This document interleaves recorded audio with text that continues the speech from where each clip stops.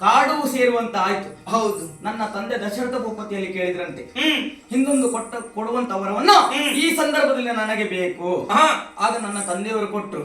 ಹೇಗೆ? ರಾಮನಿಗೆ ವನವಾಸ, ತಮ್ಮ ಭರತನಿಗೆ ಪಟ್ಟ ಎನ್ನುವುದಾಗಿ. ಹೌದು, ರಾಮ ಕಾಡನ್ನು ಬಂದು ಸೇರಬೇಕಾಯ್ತು. ಹಾಗಾಗಿ ನನ್ನ ತಂದೆಯವರು ವರವನ್ನ ಕೊಟ್ಟಂತ ನನ್ನ ತಂದೆಯವರು ಚಿಂತಾಗ್ರಂಥಕ್ಕೆ ಒಳಗಾದ್ರು. ಹೋಗಿ ಪ್ರಶ್ನಿಸಿದೆ, ಏನಾಯ್ತು ಎನ್ನುವುದಾಗಿ ವಿಷಯವನ್ನ ತಿಳಿಸಿದ್ರು. ಹಾಗಾಗಿ ಸಂತೋಷದಿಂದ ಒಪ್ಪಿಕೊಂಡೆ ಕಾಡುವಾಸಕ್ಕಾಗಿ ಹೊರಟು ನಿಂತೆ. ಆ ಸಂದರ್ಭದಲ್ಲಿ ನನ್ನನ್ನ ಹಿಂಬಾಲಿಸಿದ್ರು ಯಾರು? ನನ್ನ ಮಡದಿ ಸೀತೆ ನೀನು. ಪತಿ ಎಲ್ಲೋ ಅಲ್ಲೇ ಸತಿ ಇರಬೇಕಾದ ಧರ್ಮ ಅಲ್ವಾ? ಆ ಕಾರಣಕ್ಕಾಗಿ ನಿಮ್ಮ ಜೊತೆಯಾಗಿ ಬಂದೆ ಸ್ವಾಮಿ. ಅಷ್ಟೇ ಅಲ್ಲ, ನನ್ನ ತಮ್ಮ ಲಕ್ಷ್ಮಣ. ಹೌದು, ಇಬ್ಬರು ನನ್ನನ್ನ ಬೆಂಬಲಿಸಿದವರು. ಸುತ್ತುತ್ತಾ ಕಾಡನ್ನು ಬಂದು ಸೇರಿದೆವು. ಸೇರಿದಂತ ಸಂದರ್ಭದಲ್ಲಿ ಘೋರವಾದ ಕಾಡಿನಲ್ಲಿ ಕುಟೀರವನ್ನ ನಿರ್ಮಿಸಿದ್ದೇವೆ. ಆದ್ರೆ ರೂಢಿ ಆಗಿರಬೇಕಿತ್ತು ರಾಮ. ಹೌದು, ಈ ಕಾಡನ್ನು ಸೇರಿದ, ಕುಟೀರವನ್ನ ನಿರ್ಮಾಣ ಮಾಡಿದ. ಹಾಗಾಗಿ ಇದಕ್ಕೆ ಪಂಚವಟಿ ಎಂಬುದಾಗಿ ಎಲ್ಲರೂ ಕರೆದು.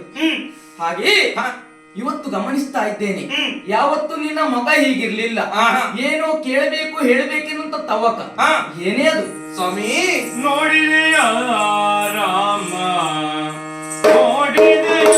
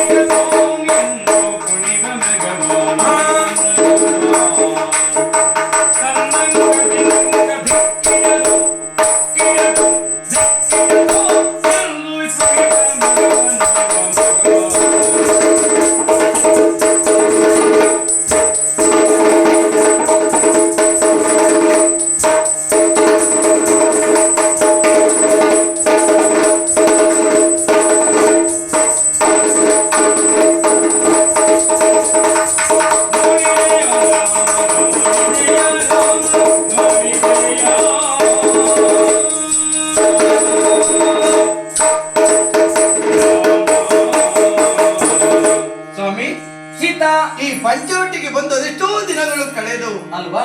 ಆದ್ರೆ ಈ ಕಾಡಿನ ಮಧ್ಯೆ ಇಂದು ನಾನು ವಿಶೇಷ ಕಂಡೆ ಸ್ವಾಮಿ. ಏನು ವಿಶೇಷವನ್ನು ಕಂಡೆ? ನೋಡಿದ್ರಲ್ಲೊಂದು ಜಿಂಕೆ ಮರಿ. ಹೌದು, ನಮ್ಮನ್ನು ನೋಡಿ ಆ ಕಡೆ ಈ ಕಡೆ ಸಂಚರಿಸ್ತಾ ಉಂಟು.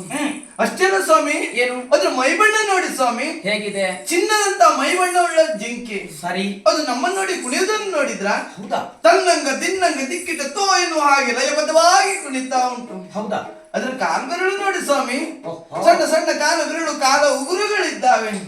ಸ್ವಾಮಿ, ಏನು ಆ ಜಿಂಕೆ ನನಗೆ ತಂದ್ಕೊಡುವೀರ? ಸೀತಾ, ರವಿಕೊಳ್ಳಬೇಕು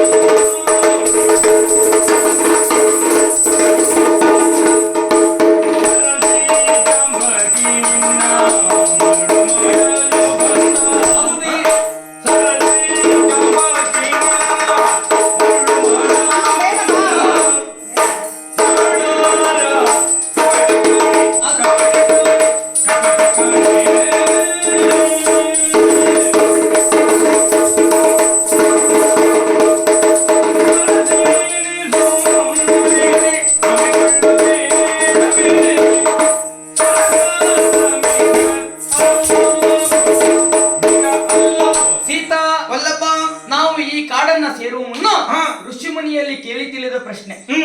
ಇಲ್ಲಿ ಅದೆಷ್ಟು ದಾನವರು ಕಪಟಿಗಳು ಮಾಯಾವಿಗಳು ವಾಸವಾಗಿದ್ದಾರೆ ಎನ್ನುವುದಾಗಿ. ಹೌದು.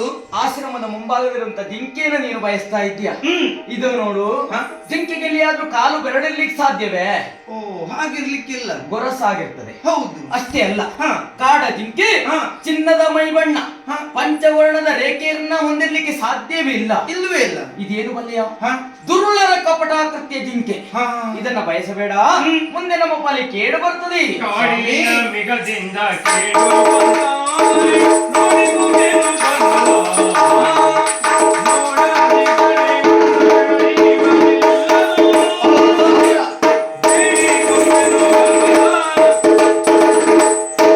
ಸ್ವಾಮಿ, ಏನು ಆ ಕಾಡಿನ ಮೃಗದಿಂದ ನನಗೆ ತೊಂದರೆ ಬರ್ತದೆ, ಅದನ್ನು ನೀನು ಬಯಸಬೇಡ. ಒಂದು ವೇಳೆ ಬಯಸಿದ್ದೆ ಹೌದು ಅಂತಾದ್ರೆ ಮುಂದೆ ಕೇಡು ಬರ್ತದೆ ಎನ್ನುವುದಾಗಿ ಹೇಳ್ತಾ ಇದ್ದೀರಿ. ಸ್ವಾಮಿ, ಏನು ನನ್ನ ಮನಸ್ಸು ಆ ಜಿಂಕೆಯನ್ನು ಹಿಡಿದು ಕೊಂಡಾಡಬೇಕು ಎಂಬ ಆಸೆ ತೊಡಿತಾ ಉಂಟು. ಆ ಕಾರಣಕ್ಕಾಗಿ ನೀವೇನೇ ಹೇಳಿ ನನಗೆ ಆ ಜಿಂಕೆ ಬೇಕೇ ಬೇಕು ಸ್ವಾಮಿ. ಸೀತಾ, ಏನೇ ಹೇಳಿದ್ರು ನಿನ್ನ ಮನ ಏನಂತದ್ದು ಒಪ್ಪುವುದಿಲ್ಲ. ಇಲ್ಲವೇ ಇಲ್ಲ. ಜಿಂಕೆಯನ್ನ ತರುವುದಕ್ಕಾಗಿ ನಾನು ಹೋಗ್ತೇನೆ. ಹೋದಂತ ಸಂದರ್ಭದಲ್ಲಿ ಆ ಜಿಂಕೆ ನನ್ನ ಕೈಗೆ ಸಿಗದ ಪಕ್ಷದಲ್ಲಿ ಬಾಣ ಪ್ರಯೋಗ ಮಾಡಬೇಕಾಗ್ತದೆ. ಲೋಕದಲ್ಲಿ ಒಂದು ಪ್ರತೀತಿ ಕೇಳಿದ್ಯಾ? ರಾಮ ಬಾಣಕ್ಕೆ ಹುಸಿ ಇಲ್ಲ. ಹೌದು. ನನ್ನ ಬಾಣದ ಹತಿಯನ್ನ ಸಹಿಸಲಾರದ ಅಮಿಕ ಅಸುನೆಗ್ತದೆ, ಅರ್ಥಾತ್ ಸತ್ತು ಹೋಗ್ತದೆ. ಸತ್ತ ಪ್ರಾಣಿ ಇನ್ನೇನು ಮಾಡ್ತೀಯ? ಓ ಪಂಚಬಾಣನ ಪಿತನೆ, ಆ ಬೀಗ ಬಡಿದು ಹೋದ್ರೂ ಚಿಂತೆ ಇಲ್ಲ. ಅದರ ಚರ್ಮವನ್ನು ತೆಗೆದು ತನ್ನ ಕಂಚುಕವನ್ನು ಆಗಿರಿಸಿ ಪ್ರೀತಿಯಿಂದ ತೊಟ್ಕೊಳ್ತೇನೆ ಸ್ವಾಮಿ. ಏನೇ ಹೇಳಿದ್ರು ಹಠವನ್ನ ಬಿಡುವುದಿಲ್ಲ. ಇಲ್ವೇ? ಇನ್ನ ಲಕ್ಷ ಎಲ್ಲವೂ ಮಿಗದ ಹತ್ತ. ವಿಧಿಯ ಲಿಖಿತ. ಏನು ಮಾಡುವ ಹೇಳು? ರಕ್ಷಣೆಗಾಗಿ ತಮ್ಮನಾದಂತ ಲಕ್ಷ್ಮಣನ ನೇರಿಸಿದ್ದೇನೆ. ಹರಿಣದ ಬೆನ್ನ ಆದಿತ್ತು. ಮಂಗಲ ಜಯ ಜಯ